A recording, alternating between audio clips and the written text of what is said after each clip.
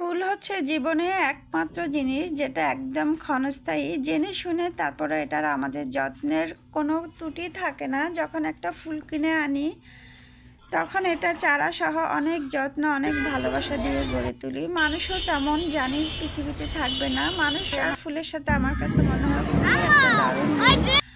মানুষও ক্ষণস্থায়ী, তারপরও মানুষের যত্নে আত্মে কোনো কিছুতেই আমাদের জীবনে কম থাকে না। তো আসসালামু আলাইকুম এভরিওয়ান, সবাই কেমন আছেন? আলহামদুলিল্লাহ, আল্লাহর রহমতে আমরা ভালো আছি। তো আজকে আমার ব্লগটা একদম সকাল থেকে শুরু করলাম। আমার বোনের কিছু দুষ্টামি দেখেন সে কি করে।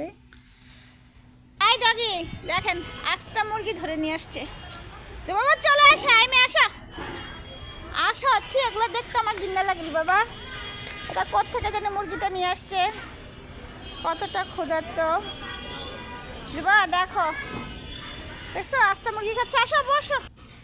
তো আসলে ফুলটা মূলত কিনা, বনুও ফুল ভীষণ পছন্দ করে, কিন্তু অস্থায়ী জিনিস, তারপরে সেই জিনিসের প্রতি আমাদের ভালোবাসার কিন্তু কমতি থাকে না। এটাকে যত্ন করে রাখি, হাজার যত্ন ভালোবাসা দিয়ে রাখলেও এই ফুলটা বেশি দিন থাকে না। যতদিন ফুল ফুটবে ঠিক ততদিনই মনে হয় এটা জীবন, তারপর আস্তে আস্তে শুকিয়ে মরে যায়। আমার ব্যালকনিতে আমি আরও অনেক ফুল গাছ লাগিয়েছিলাম, কিন্তু সেগুলো একসময় ঠিকই চলে যায়। তো অনেকটা কেমন জানি জীবনের মতন। জীবনটা আমরা কত কষ্ট করে, কত ভালোবাসা আমাদের নিজেদের জন্য, কত যত্ন করে আমরা নিজেরা নিজেদেরকেই রাখি, তারপরে সেই জীবন একসময় কিন্তু ফুরিয়েই যায়। এটার নামই হয়তো জীবন, এটাই হয়তো বাস্তব। তো সকালবেলা আজকে আমি একটু পোড়া রুটি খাবো। আসলে আমার বাসা না, সারা বাংলাদেশে মনে অবস্থা। গ্যাসের জন্য খুবই কষ্ট। আগেও একবার খেয়েছিলাম, খুবই মজা লেগেছে আসলে।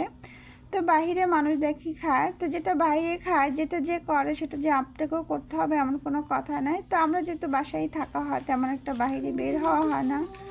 বাইরের জিনিসগুলোই ঘরে একটু সেইভাবে করে চেষ্টা করি খাওয়ার জন্য, আর কিছুই না। আর বাচ্চাদের আসলে এতটা ব্যস্ততা, দেখা গেছে একটা জানুয়ারি মাস স্কুল তেমন একটা চলে না, কিন্তু তারপরে স্কুলে না গেলেও হয় না।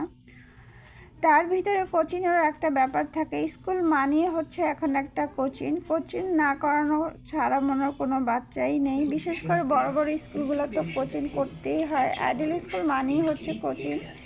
স্কুলে তেমন একটা পড়া হয় না। তো বোনও কোচিংয়ের জন্য রেডি হয়ে গেল, নাকি দিয়ে আসবো আমি।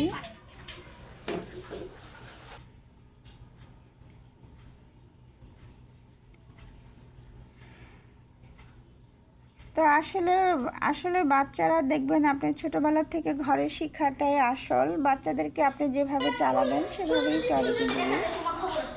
তো এই জন্য অবশ্যই যতটা সম্ভব ঘর থেকে একটু পর্দাশীল বলতে একটু ঢেকে ঢুকে চলা। বাচ্চারা দেখা যায় জিনিসটা বড় হলো ধরে রাখে, সবাই হয়তো না, তবে অবশ্যই ফ্যামিলিগতভাবে জিনিসটা ছোটোবেলা থেকে করে দেওয়া উচিত। তাহলে ব্যাগটা নিয়ে যা, আপু ব্যাগটা নিয়ে যা।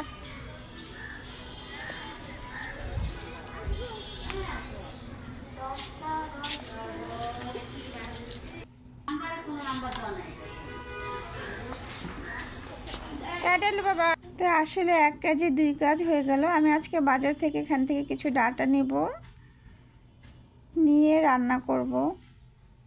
দেখেন ডাটার তাক আবার শুটকি মাছ হয়ে রয়েছে, রাখবেন না বিষ।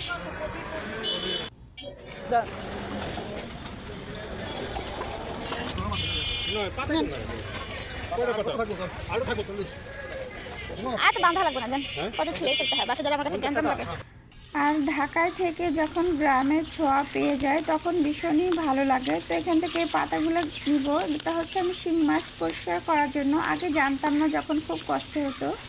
তো দেশের বাড়িতে ছোটোবেলা দেখতাম নানুরা পুষ্কিনি পাড়ি নিয়ে এই পাতা দিয়ে একদম চালনের ভিতরে শিং মাছ ফকফকা করে ফেলতো। তো ঢাকা শহর সেটা সম্ভব হয় না, তারপরে শুকিয়ে আদায় করলেও শেষ হবে না। যেহেতু আমরা কলোনিতে থাকি, নিচতলা বাসা, যারা আমার ভিডিও দেখেন তারা কম বেশি জানেন। তো দেখেন কি সুন্দর ফকফকা, খুবই অল্প সময় এবং খুবই ইজি। জানা থাকার কারণে এই কাজটা করতে পারি। শিং মাছ আগে দেখলেই বিরক্ত লাগতো, এখন আর সেই জিনিসটা হয় না। তো অনেক কিছু না জানার কারণে এমন হয়, আবার জেনে গেলে খুবই সুবিধা হয়।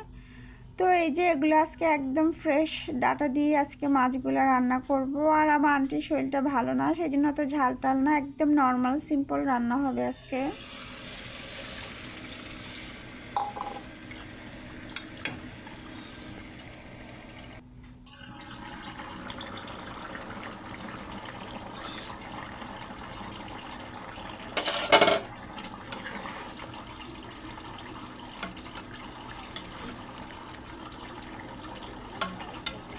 তো আজকে আমার ব্লগ ভিডিওটা এই পর্যন্ত। সবাই ভালো থাকবেন, সুস্থ থাকবেন, আমাদের জন্য দোয়া করবেন। আল্লাহ হাফেজ।